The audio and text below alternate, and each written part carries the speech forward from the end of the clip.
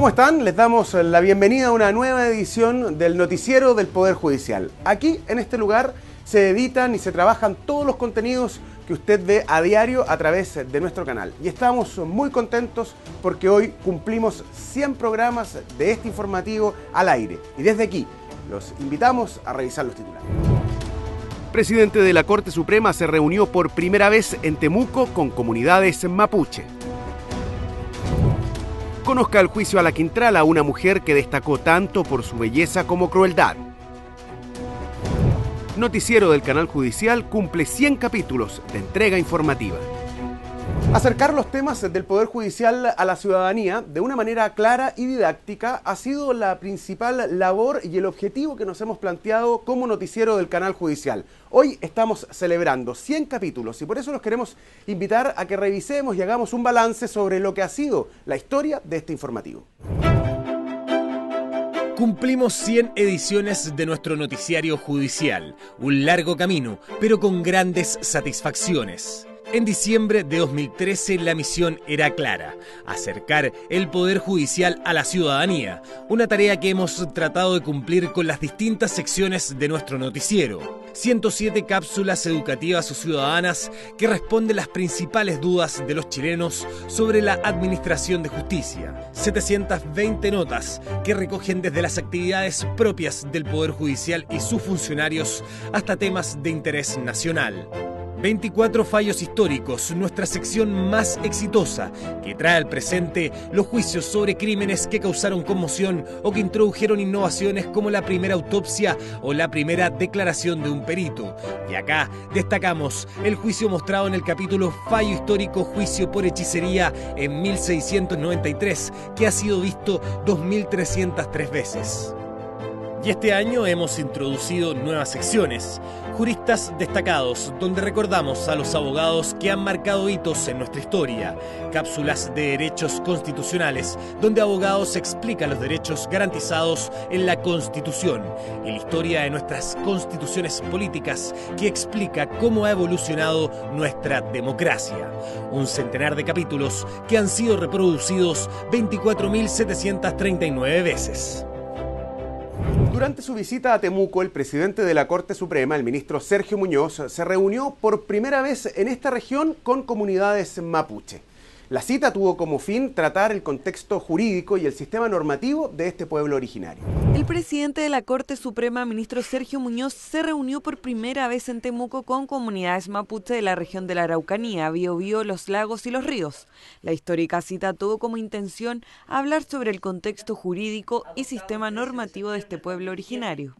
Creo que el principal escollo es lo que analizábamos en la mañana, es poder levantar el sistema jurídico de tradiciones, costumbres y cultura ancestral que pueda tener relevancia jurídica, porque eso no está escriturado, no está socializado y de alguna manera no lo tenemos a disposición en algunas ocasiones los magistrados. El ministro Sergio Muñoz se reunió con el Consejo de Todas las Tierras durante una visita a la región de la Araucanía, donde participó en un seminario sobre el acceso a la justicia de comunidades vulnerables.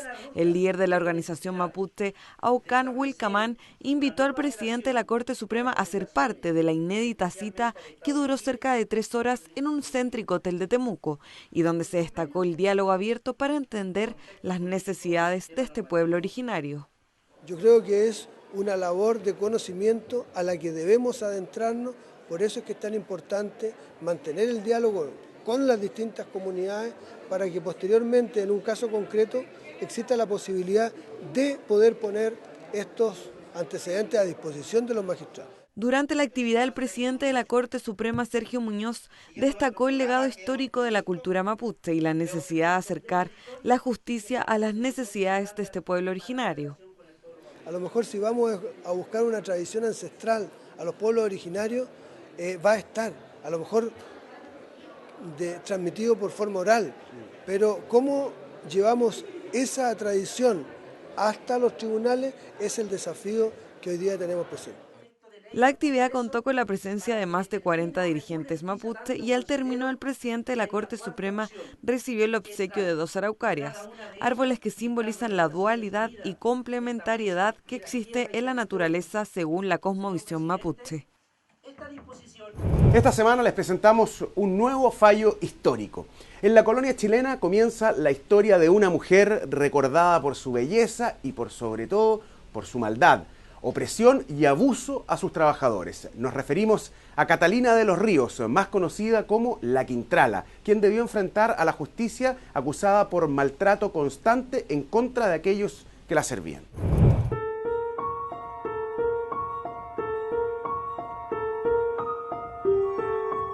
De sangre española, araucana y alemana, Catalina de los Ríos y Lisperger, más conocida como La Quintrala, fue una terrateniente de Santiago colonial, famosa por su belleza, maldad y poder. Recordada por sus ojos verdes, cabellos rojos y su carácter, a los 23 años comenzó a manejar el patrimonio de su familia, dedicándose al comercio. Los relatos de la época la describen como una mujer cruel, rebelde y contestataria. Le hicieron una imagen de mujer aventurera, fácil, que le gustaban los hombres, que no respetaba ninguna prohibición. Una mujer de mucha riqueza. A pesar de no saber escribir, Catalina sabía manejar sus negocios. Esta habilidad causaba molestia a los hombres de su familia, curas e incluso el gobernador. El obispo de Santiago, terratenientes y vecinos denunciaban a La Quintrala ante la Real Audiencia, incluso hasta con el rey de España, a quien le enviaban cartas acusándola de maltratos a sus sirvientes. Intentos por frenar lo que se decía era la matanza lenta y cruel de sus trabajadores. Entonces podía tomar decisiones y decir, yo no quiero comprar tal tierra, no me interesa eso, yo quiero esta otra. Entonces se levantaba como una voz que se oponía a las decisiones de los varones de poder. La Real Audiencia accedió en una ocasión a arrestarla. El proceso judicial duró varios días, un juicio histórico debido al poder de La Quintrala, quien fue acusada de 40 delitos por el sadismo que ejercía contra sus sirvientes.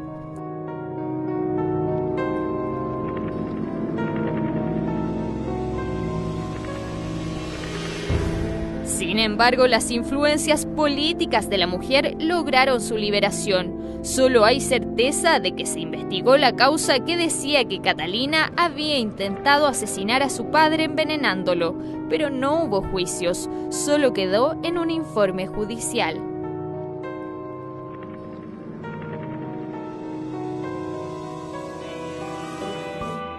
Una de las historias más conocidas es la del Cristo de Mayo, o Señor de la Agonía, que está en la iglesia San Agustín, un crucifijo que mandó a confeccionar a Lima hace 4 siglos atrás y que arrojó a la calle.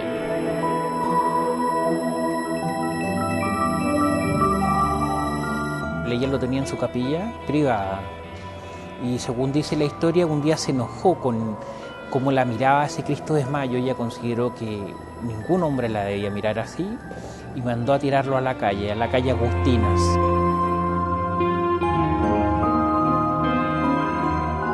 El Cristo de Mayo aún se encuentra en la iglesia de San Agustín, lugar donde se cree estaría enterrado el cuerpo de Catalina de los Ríos.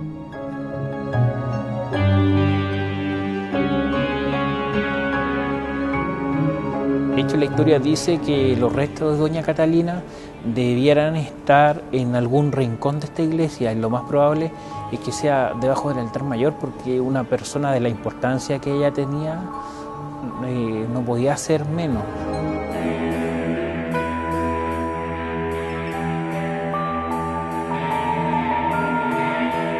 Catalina dejó un testamento de más de 1000 páginas que se encuentran en el Archivo Nacional. Murió a los 60 años solicitando dejar parte de su fortuna a los agustinos, a quienes solicitó que se cantaran más de 20.000 misas en su nombre y luego 1000 después de su entierro. La iglesia rezó también 500 plegarias por las almas de sus sirvientes muertos por los maltratos.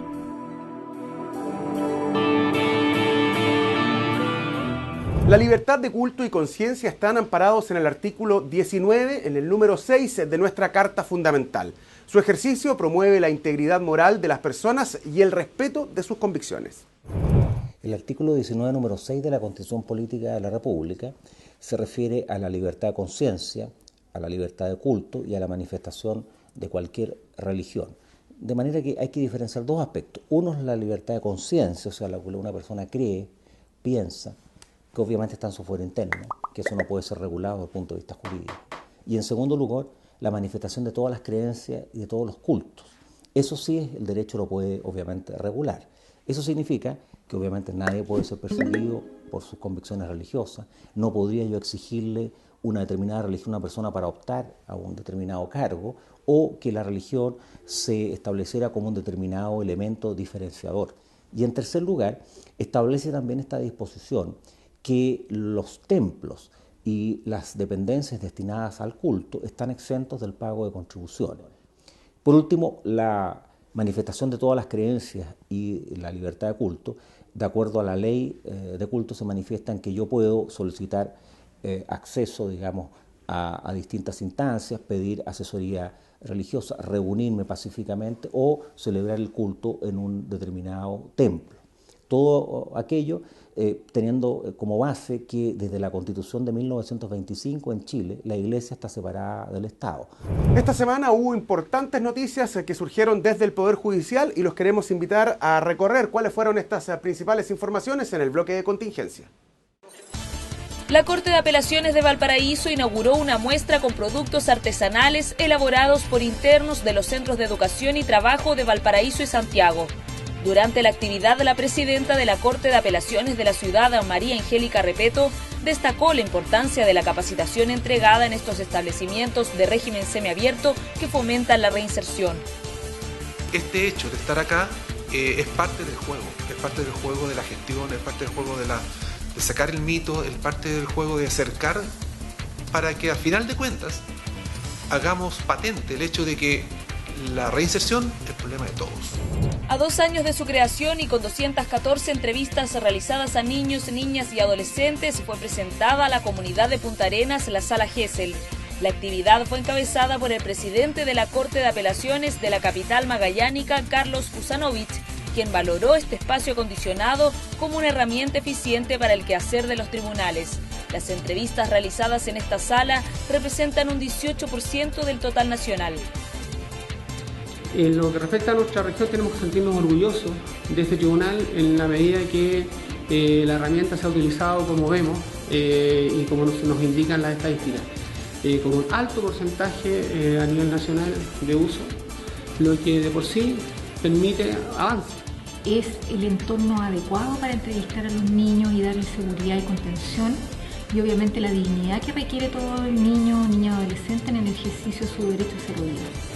Más de 30 jueces y abogados asistieron a la primera jornada de los derechos del consumidor, organizada por la Corte de Apelaciones de Coyhaique y el CERNAC de la región de Aysén. En la jornada se aunaron criterios para potenciar los derechos del consumidor y analizar los alcances de la nueva ley del CERNAC, que le otorgará atribuciones de fiscalización. Y analizar esta ley nos parece de todo importante, porque aun cuando puedan parecer problemas pequeños, son de una mínima cuantía a veces, es nuestro devenir, es la situación que nos aqueja a todos como consumidores. 4 stands de exhibición y venta de productos apícolas de cuero, cerámica y madera fueron parte de la muestra inaugurada en dependencias de la Corte de Apelaciones de Rancagua.